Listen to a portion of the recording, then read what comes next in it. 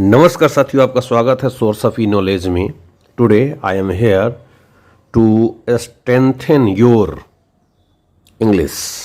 I have some phrasal verbs. मेरे पास कुछ फ्रेजल वर्ब्स हैं जिसकी सहायता से आप इंग्लिश बोलने का प्रयास करेंगे और ये आपके इंग्लिश को बेहतर करेगा। It will make your English better, mind blowing. It will make your English mind blowing, fantastic and very attractive. So in today's episode, let us understand, let us try to revise, try to do practice with me. Source of e-knowledge presents phrasal verbs in English with Hindi. दोस्तों, source of knowledge e-knowledge प्रस्तुत करती है कुछ phrasal verbs English और उसके साथ हिंदी में, जिसका हम प्रयास करेंगे, जिसका हम प्रैक्टिस करेंगे। We will do practice, we will try to speak, we will try to improve our English. So be a good listener and try to speak with me. Speak. If you want to speak, then speak. Without speaking, you can't be able to be a good speaker.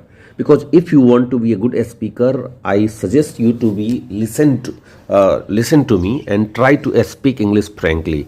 Try to speak. Whatever I suggest you to speak, do speak, because practice makes a man perfect. There is a saying in English, there is a proverb in English, that if you want to improve your English, then you have to do practices, you have to do uses the sentences in English, not in Hindi, because we all know that learning English is quite easy if we try, if we do effort, if we do try. If we do not try, if we do not attempt. So I hope that you will understand and you will try to understand, you will try to speak these phrasal verbs. Let us understand.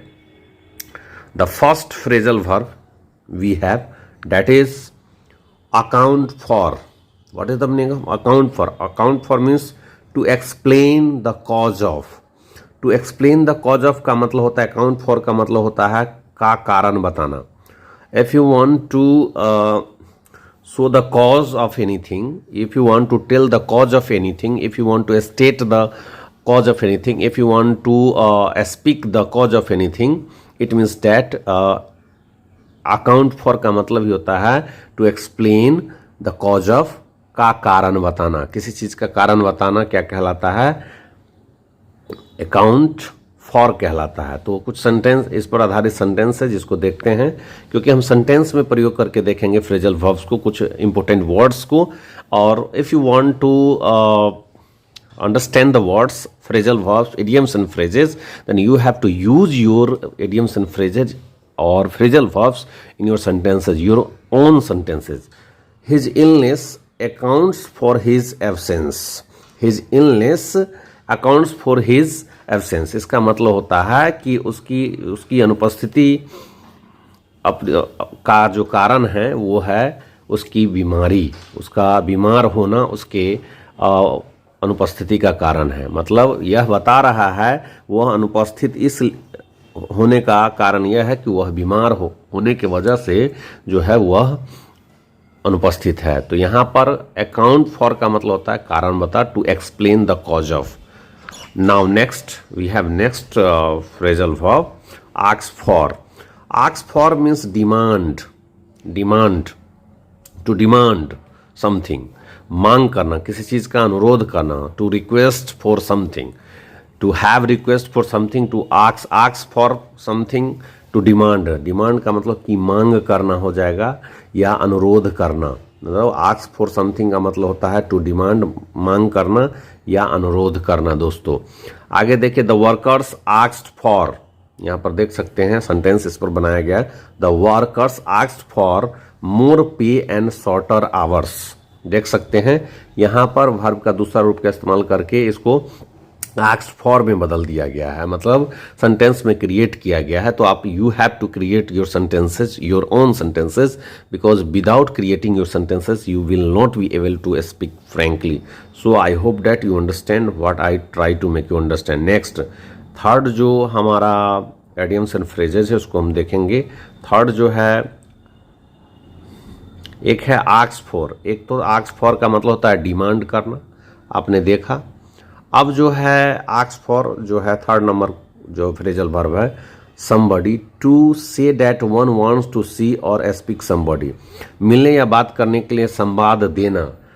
Ask for का मतलब होता है demand, मांग करना या अनुरोध करना, और एक आस्क फॉर का मतलब होता है मिलने या बात करने के लिए संवाद देना। इस पर सेंटेंस है go to the office and ask for my secretary, है ना, go to the office and ask for my secretary. तो ये सेंटेंस इस पर आधारित सेंटेंस हो गए।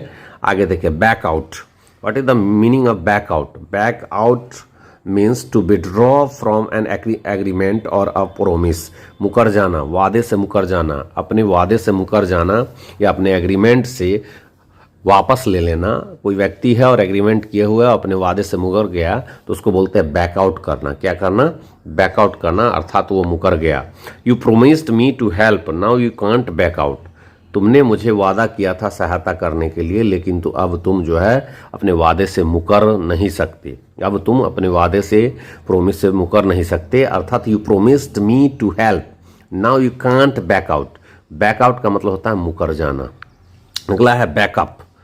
बैकअप का क्या मतलब होता है? Let us understand. बैकअप मतलब होता है सपोर्ट, सहायता करना, समर्थन करना, है ना। यहाँ पर बैकअप का मतलब होता है टू सपोर्ट, समर्थन करना। अब यहाँ पर इस पर सेंटेंस देखेंगे, I shall back up my friend's claim. मैं अपने दोस्त के क्लेम को का समर्थन करूँगा। I shall back up my friend's claim. इस प्रकार से आप देख सकते हैं। और भी सेंटेंसेज हैं यहाँ पर देख सकते हैं। 5 वाला तो हम आपको बता चुके हैं। अब हम 6 वाला जो है, 6 वाला क्या है? बियर विथ, बियर आउट है। क्या है यहाँ पर? Bear out. What is the meaning of bear out? मतलब to support somebody, to confirm something, सही ठहराना या साबित करना। बियर आउट का मतलब प्रूव डैट, प्रूव करना, साबित करना। बियर आउट का मतलब होता है साबित करना। दोस्तों, have you a witness to bear out what you say? क्या तुम्हारे पास साबित करने के लिए कोई जो गवाह है ना? क्या तुम्हारे पास जो तुमने कहा है, जो तुम कहते हो, उसको साबित करने के लिए क्या तुम्हारे पास कोई गवाह है, विटनेस है? तो यहाँ टू बियर आउट का मतलब होता है साबित करना। और भी कुछ सेंटेंस हैं। They will beer me out in court. वो जो है मुझे कोर्ट में साबित करेंगे, है ना। बियर विथ बहुत इंपॉर्टेंट वर्ड है। बियर विथ का मतलब होता है टोलरेट करना, है ना। बियर विथ का मतलब होता है बर्दाश्त करना, है ना। टू टॉलरेट पेशेंटली, है ना, धीरज से सहना या बर्दाश्त करना। बर्दाश्त करना क्या होता है? बर्दाश्त करना। बियर विथ का मतलब क्या होता है यहाँ पर? बर्दाश्त करना। अब देखिएगा, आगे देखिए। 7 नंबर के बाद है 8 नंबर जो है, उसको हम देखते हैं। 8 नंबर क्या है? 8 नंबर हमारा है, 8 नंबर है to blow out, to extinguish by blowing, फूंक कर बुझाना।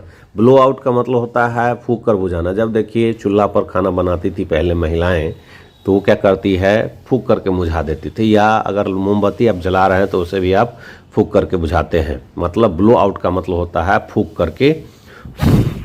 करके बुझाना। When the door opened the wind blew out the candle. जब दरवाजा खुला हुआ था तो हवा ने क्या कर दिया? हवा के झोंके ने क्या कर दिया? मोमबत्ती बुझा दिया। अब अगला है ब्लो ओवर।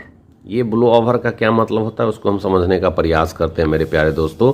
अगर आप मेरे चैनल पर नए हैं तो सब्सक्राइब करें, लाइक करें, शेयर करें और पूरा वीडियो को देखिए। ब्लो ओवर का मतलब होता है to disappear without having a serious effect. शांत हो जाना या बेअसर हो जाना को हम ब्लो ओवर कहते हैं। क्या कहते हैं? ब्लो ओवर, शांत हो जाना। लास्ट है आपका the scandal will soon blow over, है ना। अब देखिए ब्लो अप। ब्लो अप का क्या मतलब होता है देख लेते हैं।